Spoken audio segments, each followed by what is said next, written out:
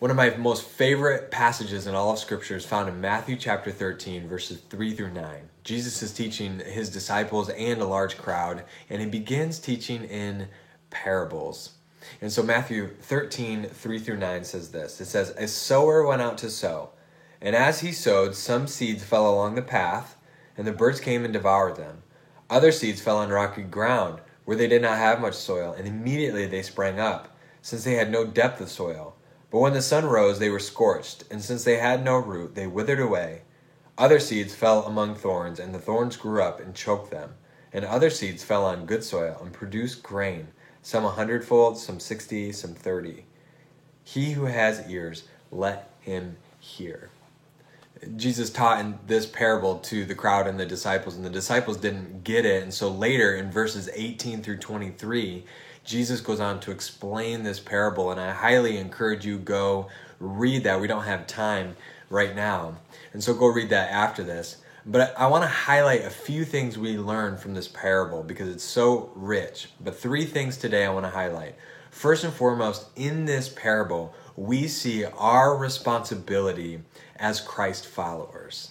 The sower in this parable is anybody who shares the good news of Jesus, because that's what the seed is. The seed is the gospel, but the sower is us.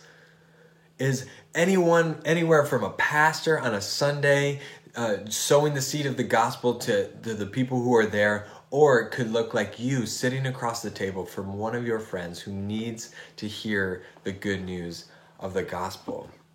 This parable shows that it's our responsibility to be the sowers in this world. And people need the seed of the gospel. Not only that, we also learn that this parable shows us that the growth of the seed is not up to us. A lot of times we stress about other people's growth, but really it's our responsibility to just sow the seed, but it's God that gives the growth. And so we see here that we can plant and we can even water and we can disciple, which we should be doing. But God is the one that's going to be working in their hearts, because that's exactly what these 4 different soils represent. It represents 4 different types of hearts. We cannot penetrate their hearts, but God can. And so we see that God is the one that's going to give the increase and the growth.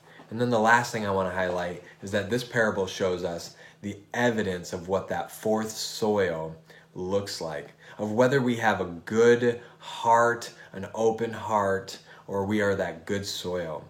The evidence, if we have the 4th soil in this parable, is the fruit that we are producing in our lives.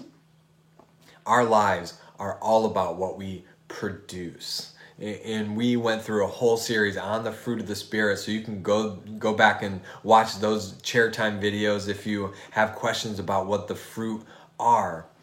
But we, as those who have an open heart or have that 4th soil type of heart, our fruit is the evidence of what type of heart we have.